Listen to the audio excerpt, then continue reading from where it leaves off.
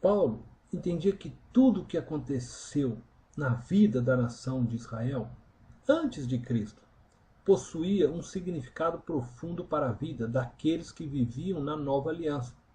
O apóstolo usou por várias vezes os personagens e acontecimentos históricos do Antigo Testamento para esclarecer os acontecimentos presentes de sua época. Quero analisar com vocês a ação de Deus durante o percurso no deserto, pois creio que da mesma forma que Deus agiu com Israel no deserto, ele age conosco, que estamos caminhando para a terra prometida, a Canaã celestial, a Nova Jerusalém.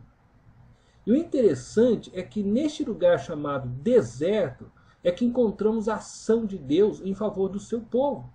Se você é filho de Deus, enquanto você viver nessa terra, pode contar com a ação de Deus na sua vida.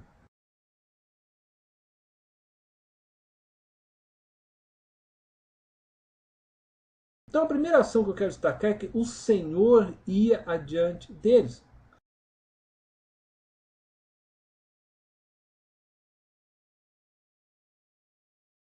Isso significa dizer que o Senhor estava na frente do povo. É o mesmo que dizermos que o Senhor estava presente com eles. Israel não caminhava sozinho no deserto. Muitas vezes achamos que Deus não está conosco. Esquecemos de sua promessa que nos foi dada em Mateus capítulo 28, verso 20.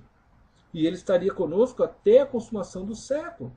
É muito importante não esquecermos dessa promessa, pois a presença de Jesus conosco nos dá o que? Esperança e nos dá a garantia de vitória. A segunda ação de Deus que eu gostaria de destacar é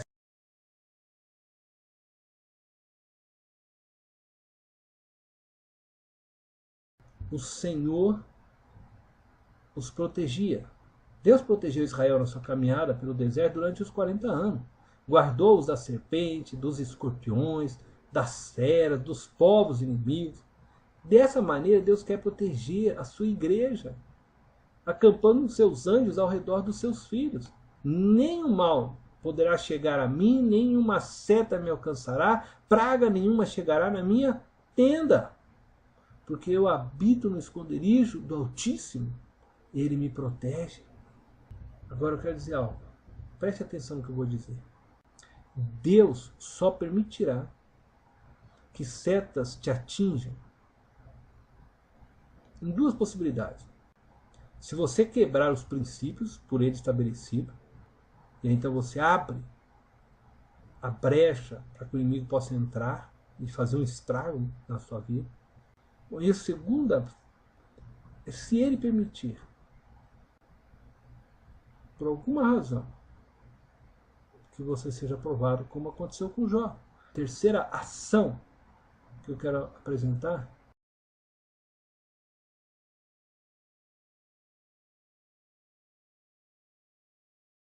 é que o Senhor os guiava pelo caminho. Uma coluna de fogo os aquecia de noite e uma coluna de nuvem os seguia de dia, protegendo-os do sol abrasador do deserto. Assim Deus orientava o povo de Israel pelo deserto. Deus continua orientando seu povo. Ele guia todos os seus filhos, como ele nos guia. Essa é a pergunta.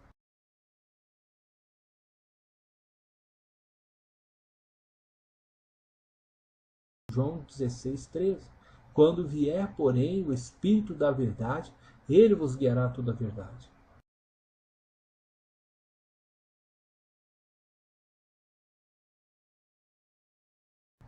Lâmpada para os meus pés é a tua palavra e luz para os meus caminhos. Salmo 119, verso 105. Então Deus nos guia através do Espírito Santo, através da sua palavra. Somos tendenciosos a esperar Deus nos orientar através de coluna de fogo. Contudo, pelo fato do Espírito Santo habitar em nós, Deus hoje nos orienta falando ao nosso espírito, e algumas vezes por meio de seus profetas, usando a palavra. Contudo, não podemos transformar nossos profetas também em cartomantes evangelicais, achando que Deus sempre tem uma revelação especial. Não, Deus já nos revelou tudo na sua palavra. Uma coisa é você saber que Deus está na direção. Outra é estar consciente do trajeto. A quarta ação que eu quero destacar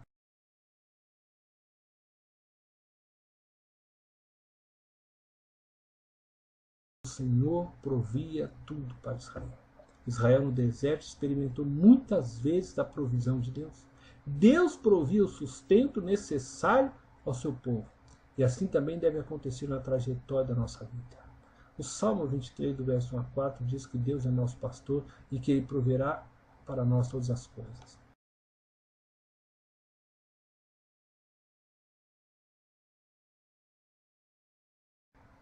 E a afirmação inicial desse salmo é que o Senhor é meu pastor e nada me faltará. E com isso eu quero dizer para vocês que o Salmo 23, ele fala da provisão material, pastos verdejantes. É o alimento para as ovelhas.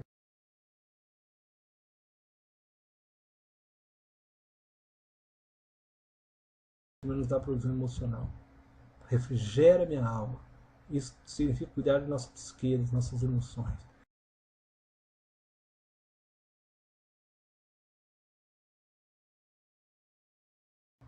Nos dá provisão espiritual. Diz assim: a tua vara e o teu cajado me consolam. Vara e cajado são instrumentos usados por Deus para não permitir que a ovelha se desvie do caminho. A quinta ação que eu vou destacar aqui, última.